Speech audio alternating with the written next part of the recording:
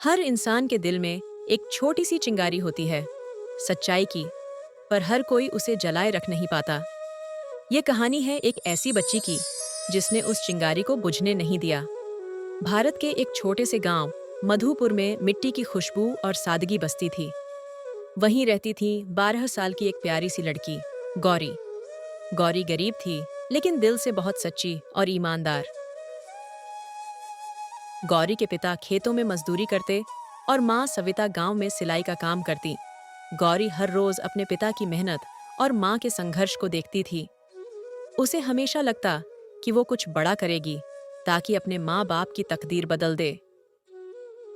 अम्मा, मैं स्कूल जा रही हूँ, जल्दी लौट आऊंगी।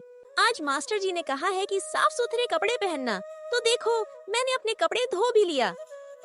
वाह बेटी, तुझे देखकर लगता है गरीबी भी तेरे सामने हार जाएगी। जल्दी जा, सूरज चढ़ गया है।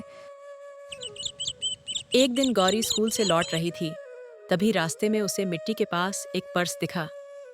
उसने उठाकर देखा, पर्स में 15,000 रुपए थे। अरे ये क्या, किसी का पर्स? अरे बाप रे, इतने सारे नोट, शायद किसी अमीर आदमी का है। काश ये हमारे होते। अम्मा का सिलाई मशीन टूट गया है, बापू की दवा के पैसे भी नहीं हैं। लेकिन नहीं, ये हमारे नहीं हैं। जिसने खोया होगा उसे कितनी तकलीफ हो रही होगी। गौरी घबरा गई। वह जानती थी कि ये पैसे किसी के बहुत जरूरी होंगे। उसकी आंखों में एक पल को चमक आई, पर अगले ही पल सच्चाई ने लालच को मिटा दिया। वो पर्स लेकर तेजी से घर भागी। अम्मा देखो, जब मैं स्कूल से लौट रही थी तो रास्ते में मिला ये पर्स, पैसों से भरा हुआ। इतने सारे पैसे! अरे भगवान, ये तो किसी का मेहनत का होगा। जिसने ये बटुआ खोया है बहुत परेशान हो रहा होगा। अब हम क्या करेंगे? बेटी, दुनिया में सबसे बड़ी दौलत ईमानदारी है। हम गरीब हैं लेकिन बेईमान नहीं। कल सरपंच के पास चलकर सबके सामने दे देंगे, तब हमें पता चल जाएगा कि यह पर्स किसका है।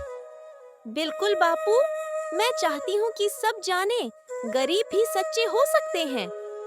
हमारे पास पैसा ही न सही, लेकिन हमारे पास सच्चा दिल जो होता है। हाँ बेटी, ये तूने अच्छी बात कही। लाओ मुझे दो, मैं इन पैसों को कहीं संभाल कर रखूंगा। रात भर वो पर्स अलमारी में रखा रहा, पर गौरी को नींद नहीं आई। उसके मन में बस एक ही सवाल था, क्या लोग सच को मानेंगे? अगली सुबह गौरी और उसके पिता पर्स लेकर पंचायत पहुंचे। सरपंच काका, ये पर्स मुझे कल रास्ते में मिला था। इसमें पैसे हैं और कुछ कागज भी।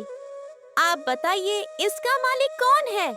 बेटी, अच्छा हुआ तुमने पहले ही मुझे आकर बता दिया। ये पर्स किसी अमीर आदमी का लग रहा है। जो कोई भी हो, बहुत परेशान हो रहा होगा। ये बहुत नेक काम किया तूने, जो कोई भी बड़ा होके भी नहीं कर सकता। मैं अभी पूरे गांव में इसके बारे में ऐलान करता हूँ। सब गांव वाले सुने, जिसने पर्स खोया हो वो आए और पहचान करे। अरे ये पर्स मेरा है, कल खेत में गलती से गिर गया था।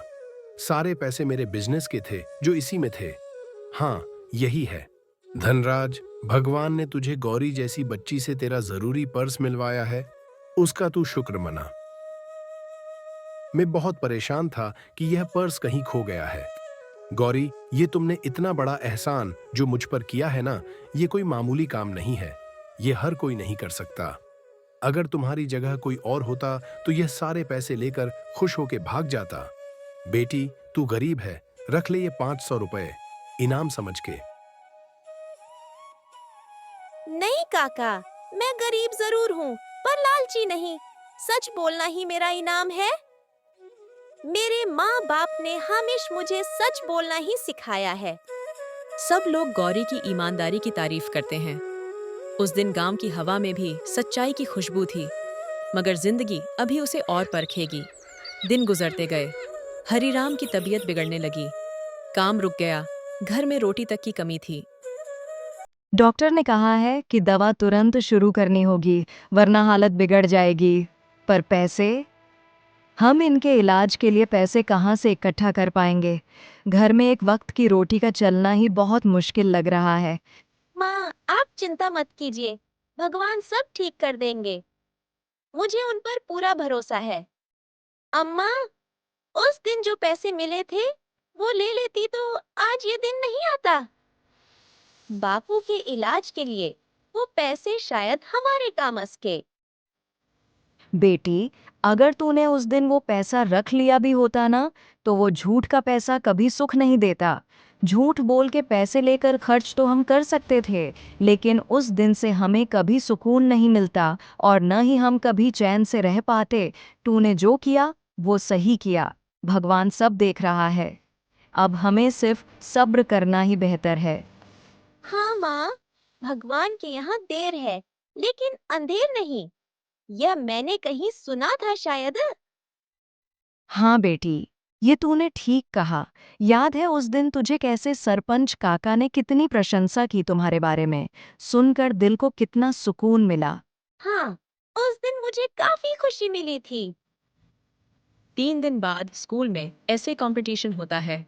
विषय था ईमानदारी ही सर्वोत्तम नीति है। बच्चों, आज का निबंध विषय है ईमानदारी ही सर्वोत्तम नीति है। जो सबसे अच्छा लिखेगा उसे जिला अधिकारी के हाथों इनाम मिलेगा।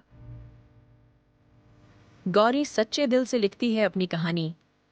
जब मैंने किसी का पर्स लौटाया, तब जाना कि सच्चाई आसान नहीं, पर सबसे बड़ी ताकत है। अगले दिन स्कूल में बहुत चहल पहल हो रही थी। उसकी कहानी सुनकर जिला अधिकारी, जो चीफ गेस्ट थे, बहुत प्रभावित होते हैं। ये गौरी कौन है? सर, वो एक गरीब मजदूर की बेटी है, गौरी। बहुत अच्छे स्वभाव की है। उसने जो भी निबंध में लिखा है वो सब कुछ सच है। अगले दिन जिला अधिकारी साहब खुद गांव आते हैं। गांव वालों की नजर उनके कार की तरफ पड़ती है।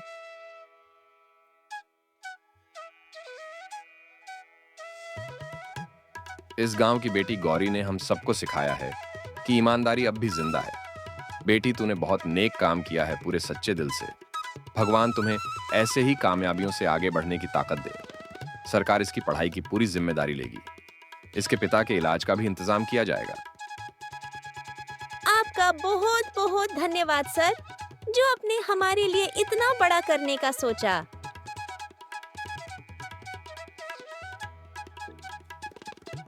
देखा बेटी, भगवान ने तेरा सच सुन लिया। तू हमारी शान है। आज मैं तेरे लिए बहुत गर्व महसूस कर रही हूँ कि भगवान ने हमें तुझ जैसी बेटी को हमारे घर में पैदा किया। हाँ माँ, कहाँ था ना उस दिन? भगवान यहाँ देर है लेकिन अंधेर नहीं। सालों बाद वही गौरी अब एक अफसर बन चुकी थी। वो अपने गांव वापस आई, उसी स्कूल में जहां से सब शुरू हुआ था। बच्चों, याद रखना, सच बोलना आसान नहीं होता। लोग हंसेंगे, कुछ धोखा देंगे, पर अगर तुम सच्चे हो तो पूरी दुनिया एक दिन तुम्हारे सामने झुकेगी। ईमानदारी वो सूरज है जो बादलों के पीछे छुप सकता है, पर कभी बुझता नहीं। ईमानदारी सबसे बड़ा धन है। झूठ से सुख नहीं, सिर्फ सच्चाई से सम्मान मिलता है। दोस्तों, अगर आपको यह कहानी पसंद आई हो तो लाइक, शेयर एंड सब्सक्राइब कर देना। Thanks for watching.